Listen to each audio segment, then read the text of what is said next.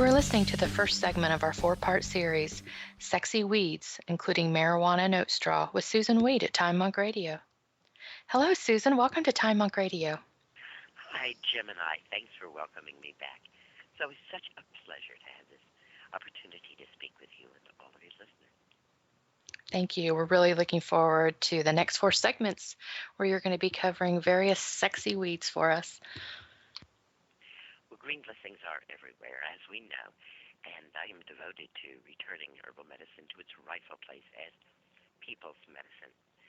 And, I'm a human being here on this planet, living in the United States of America in the year 2013, and like everybody else, I get gas for my car.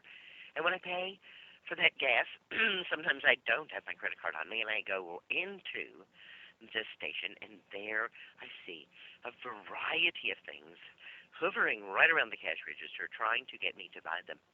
And one of the things that I see are herbal aphrodisiacs right there by the register.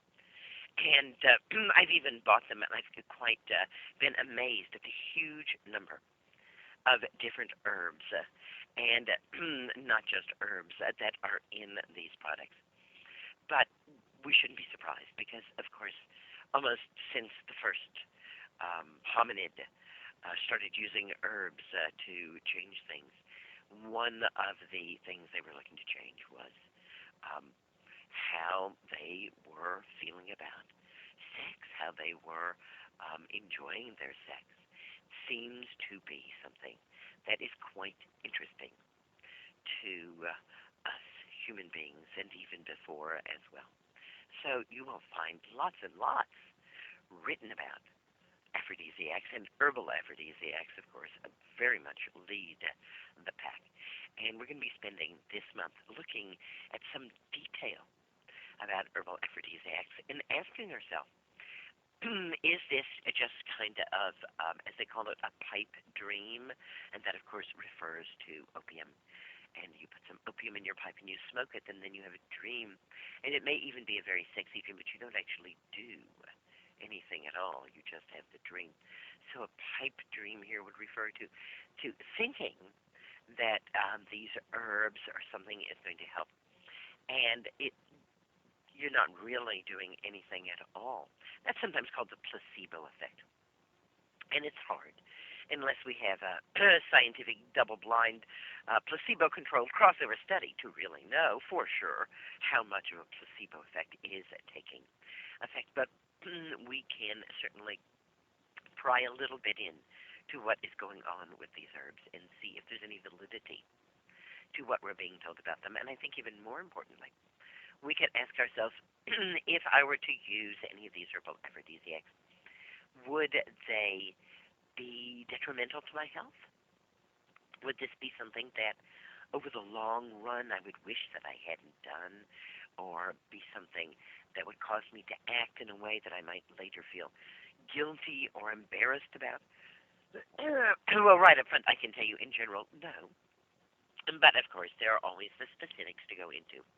And we're going to be looking at a number of very interesting, some common, and some rare herbs. As Jim and I just mentioned, in this show we're going to be focusing on two worldwide favorites, oat straw and marijuana. And next week we're going to be looking at what I call the 3G aphrodisiacs, and those are ginkgo, ginseng, and ginger. And then, of course, let's go to the tropics and look at some hot stuff from the tropics, both South America and Africa, and see what they have to offer us. And our fourth show, we will wrap up with Oriental aphrodisiacs. You know, my latest book, Down There, Sexual and Reproductive Health for Men and Women, The Wise Woman Way, made me focus in on aphrodisiacs more than I ever had before. It had never been something that was more than a moderate interest to me. But as I began seeing these so-called herbal aphrodisiacs right there in convenience stores and was writing the book. It got me to thinking about it more, and of course to thinking more about ED. And I said to myself, gosh, I don't remember when I was younger that there was all of this talk about erectile dysfunction. I wonder if there's really more of it going around or if it's just being talked about more. Sometimes it can be very difficult to tell the difference between. And as I kept looking into things, it turns out that it's not just that we're talking about it more, but there really is a lot more erectile dysfunction going on. And I wanted to know, what was causing that? Is it laptop computers, frying boys' balls? What's going on here, right? Is it like a kind of global slowdown of population that we're just not as interested anymore? Well, the answer, of course, was not those. The answer was a little more problematic. And that is that more and more men are being prescribed drugs that actually interfere with the working of their libido, the working of their erection, and the sensation of their orgasm. And these are not strange drugs or drugs that are just being given to a few people. These are drugs that millions upon millions of men and women are actually using. So much so that in the chapter on penis, where I do talk about erectile dysfunction, I actually had to have a chart of all of the drugs that can actually cause sexual problems. And the reason I'm talking about this, let me make this very clear, is that if we're going to take a drug that causes sexual dysfunction, then to turn around and take an herbal aphrodisiac to try to deal with the sexual dysfunction is not the way I would like to lead you. So we're on page 300, drugs that can ruin your sex life. Problem, allergies. If you take Benadryl, Zithir, Claritin, Clarinex, or Allegra, you will find that your arousal is inhibited, your vagina becomes more dry, and your libido is reduced. Instead, try a couple drops of OSHA tincture or eyebright tincture. If you are depressed and you are taking an SSRI like Paxil, Prozac, or Zoloft, or a tricyclic like Elavil, or drugs for anxiety like Xanax or Valium, your desire, your libido is going to be decreased and your orgasm will be delayed and inhibited. For depression, instead, try St. John's wort tincture. For anxiety, instead, try motherwort tincture or passion flower tincture. And, of course, very large group of especially men who have hypertension or who have been diagnosed with hypertension, who are being given beta blockers like the Lopressor or thiazide diuretics, all of which decrease desire, dry out the vagina, and block orgasm. Instead, try hawthornberry tincture and or motherwort tincture. Women who are taking the pill find their libido generally goes down, their arousal is inhibited, and overall they feel that their desire and their ability to feel sexual pleasure has been blunted. Instead, check out wild carrot seed, quite the interesting herb. And a large number of pain medications, including Advil, Aleve, Motrin, and aspirin, inhibit desire, arousal, and orgasm. Instead, you might want to try skullcap tincture. Over 118 million prescriptions were written for antidepressants in the U.S. last year, and they produced significant mood improvement only in the most severely depressed. The majority of depressed patients improve as much on a placebo as on a drug and have a better sex life as well. I'm probably going to be mentioning in every show the most important aphrodisiac, and you can do it right now while you're listening to this show. And that aphrodisiac is pelvic floor clenches, also known as Kegel or Kegel exercises. Basically, what we're talking about is clenching and letting go of the pelvic floor muscles. Now, the pelvic floor is what you're sitting on if you're sitting. When we want to draw an animal being funny, we show it sitting on its pelvic floor as we do regularly.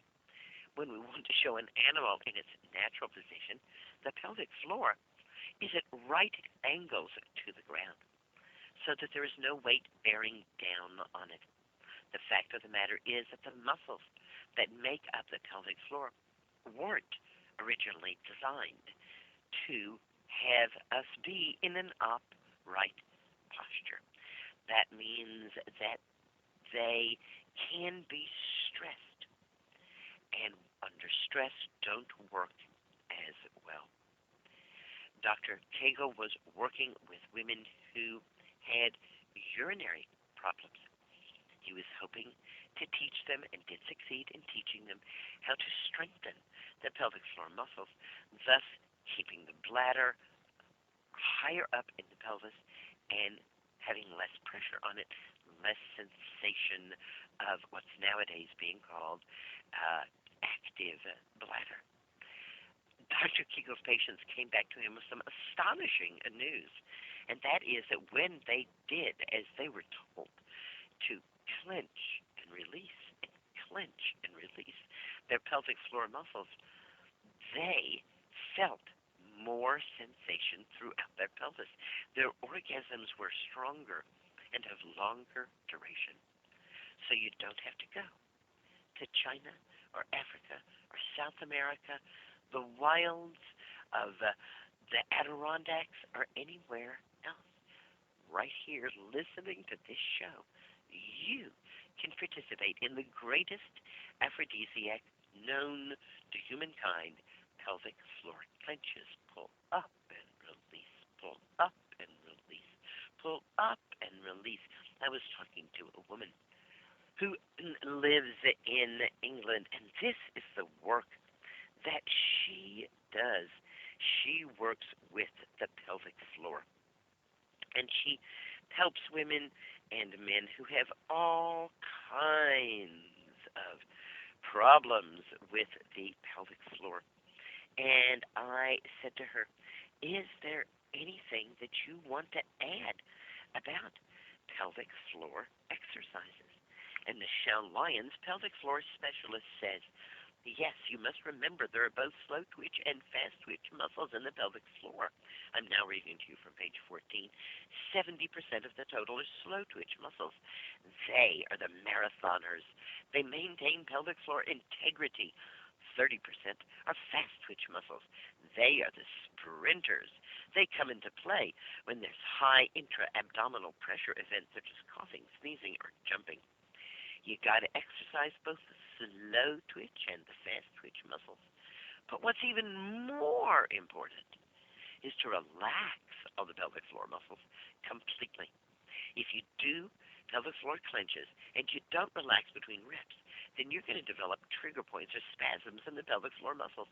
And these spasms influence hyperactivity in the nerves associated with chronic pelvic pain, low back pain, and pain with intercourse. What you want to think about is developing a full range of motion from all the way relaxed to maximally contracted and back again to relaxed. This is what you're looking to get from your pelvic floor muscles. Lots more about pelvic floor clenches in Down There, Sexual and Reproductive Health, the Wise Woman Way. So let's talk a little bit about oat straw and marijuana. Oat straw is one of my all-time favorite herbs for anyone who has any complaint about their sex life at all. Oat straw is safe. It's the grass of the plant that gives us oats. And we know about oatmeal. Oatmeal is good for the heart. What does it do specifically? It increases the flexibility and the strength of the blood vessels and helps to ensure that blood pressure is within a normal range. Now, this is the second time this evening we've talked about blood pressure, so let me stop for a minute and make sure that we all know what we're talking about and why this even has anything to do with sex at all. So we think about the blood vessels, and the heart is pumping the blood through the blood vessels. And the amount of force that the heart has to put into it, the amount of oomph that the heart has to put into it to get that blood through the blood vessels is, very simply put, what blood pressure is. It's literally how much pressure does the heart have to exert. Now, the more pressure that the heart has to exert, well, that means that the stiffer the blood vessel is, or the narrower it is. And of course, as we get older, our blood vessels do tend to become a little stiffer and a little narrower, and thus our blood pressure starts to rise.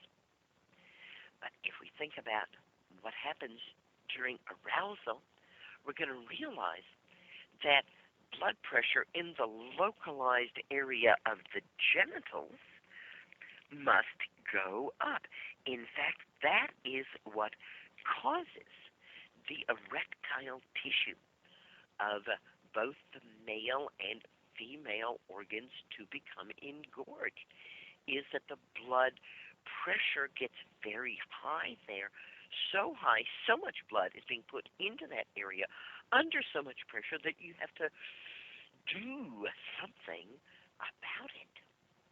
So when we take drugs that reduce the blood pressure, it's hard to get that sensation, or if you do, to feel much satisfaction from that sensation. Similarly, if you're not taking drugs and you're having libido or engorgement problems, erectile dysfunction, or so on, then we can say pretty clearly that there's something going on in your blood vessels. So again, remember that motherwort tincture and hawthorn, both hawthorn flower and leaf infusion and hawthorn berry tincture, are wonderful ways, especially as we age, to keep the blood pressure moderate so that we can get that high blood pressure in the sexual organs right where we want them. And hey, oat straw is good for the heart and good for the blood vessels. So just drinking oat straw infusion, whether or not we add the hawthorn or the motherwort to it, will already go a long way toward improving what happens between the sheets. Oat straw is a vina, and a vina is one of the largest selling male sexual tonics in Switzerland and a few other places in Europe. When I was writing my green book, Healing Wise, the big green herbal for everyone, I couldn't resist quoting from the ad about an Avena product. A satisfied customer had written in and said, "I love your Avena. I took it, stood up at the office, and had to sit down real fast. Wow." Well, what can we say about oat straw? It seems to unbind bound testosterone. Testosterone, as with many other substances in the body, occurs in forms that are unbound and thus active, and forms that are bound or have not yet been acted on by a activating enzyme. When we drink oat straw infusion, those bound molecules of testosterone get acted on by the enzymes that they need and become liberated and free. Testosterone is often called the hormone of desire. So oat straw is a wonderful way to increase desire. I love to repeat the best thing that anyone ever told me about oat straw. And it was a woman in Southern California, and she said to me, when I got to menopause, my libido went on vacation. And then down there, it got so dry. I thought it was a desert. I expected to see sand dunes and camels. Oh, and then I got your book, New Menopausal Years, The Wise Woman Way, Alternative Approaches for Women 30 to 90. And I read that book, and I got really interested in oat straw, and I went out and I got some oat straw, put 1 ounce of dried oat straw in a quart jar, filled it to the top of the boiling water, put a lid on it, let it steep overnight, strained it up the next morning, refrigerated it, and drank that. She said, when oat straw came to visit, my libido came home with company, she said, and down there it's now an oasis with date palms and dancing girls. One of my students thought that her husband was not showing enough interest in bed, and she wanted to get him to drink oat straw, and he wouldn't. So she put a spoonful of instant coffee in it and served it to him for breakfast several mornings in a row, and she said she had to stop because they were having too much fun and not getting any of the farm chores done. Oat straw infusion is tasty. There seems to be some scientific validation for the way it works. And certainly, if for some reason you drink oat straw infusion and it doesn't make you a better lover, well, nonetheless, you'll have a better heart and more health. I drink oat straw infusion as a regular part of the cycle of infusions that I drink. Rotating between oat straw, stinging nettle, red clover, linden, and comfrey leaf, and drinking each infusion for 1 day, and then switching on to the next one. Oat straw also nourishes the nervous system and allows it to carry a greater charge of energy, and that translates into stronger orgasms for both men and women. Oats and oat straw are very rich in minerals, and those minerals build strong bones, stabilize blood sugar, and moderate mood swings. And yes, indeed, those things are important in our sex life as well. Oat straw is also soothing and calming. It can reduce headaches and hot flashes. From China to South Africa, from the plains of North America to the steppes of Russia, wild oats is a common weed in all grain fields. And if you give her a chance, Madame Oat Straw would like to turn the desert between your legs into an oasis, too. Marijuana was not an herb that I immediately thought of when I started thinking about aphrodisiacs. Oat straw was on the top of my list.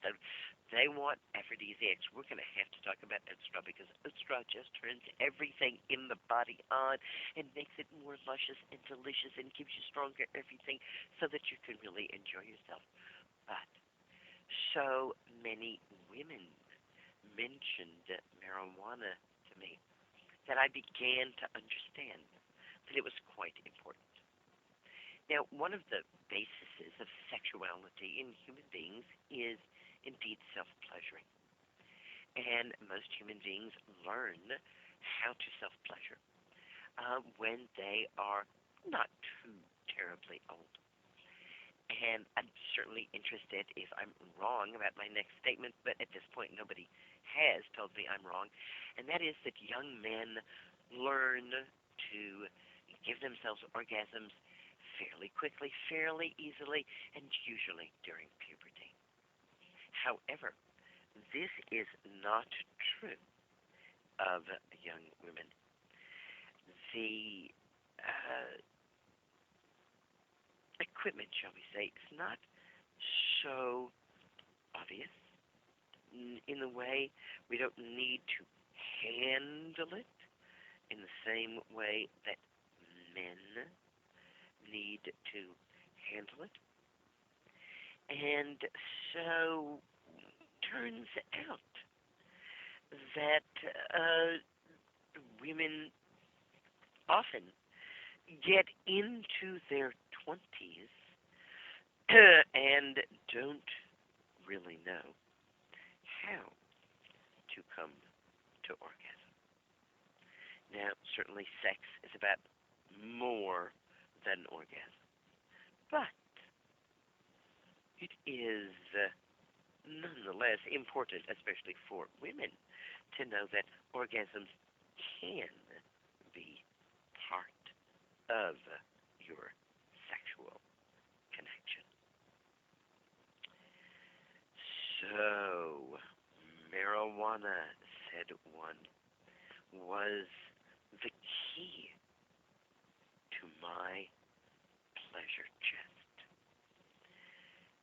Another one said to me, all the women in my family learned how to climax by smoking grass. My mother says she was more than 30 years old and already the mother of 4 children when she finally found marijuana and figured out how to have an orgasm. So, wow, I know that you may live in a state where marijuana is illegal, and I certainly would not want to encourage you to do anything illegal. So if you're interested in using marijuana, then I do encourage you to be in a state where it is legal. And if you don't want to move, maybe you want to do something about seeing to it that legal marijuana comes to your state as well. Being in jail is not sexy, so do be careful. Cannabis sativa and cannabis indica, like oats, grow wild wherever people cultivate crops. These two plants, oats and marijuana, share our fields with us. They are there. The mind-altering effects from smoking marijuana are quickly induced and over rather quickly as well, making it an ideal way to quiet the neocortex and make way for meditation, artistic expression, and sexual intimacy. Smoking offers the most precise control over the dose.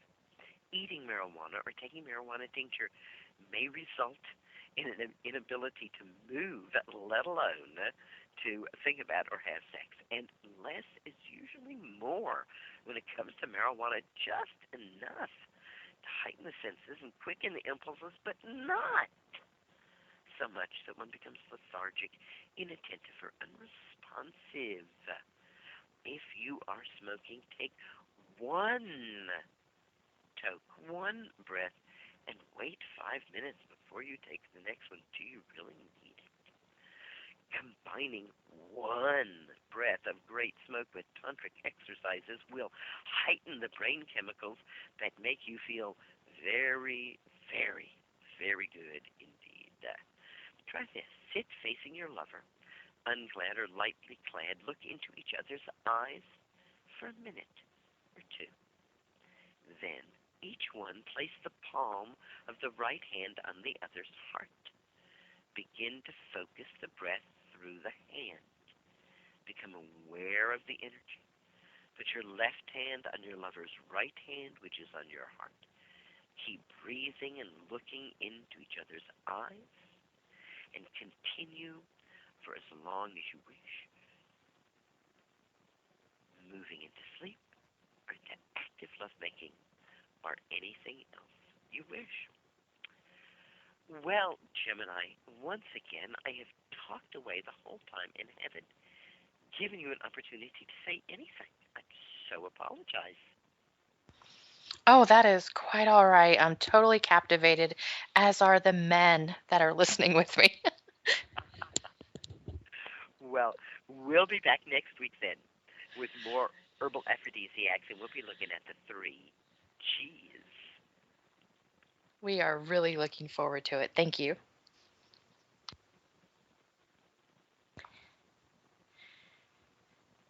This completes the first segment of our 4-part series, Sexy Weeds, including marijuana note straw with Susan Weed at Time Monk Radio.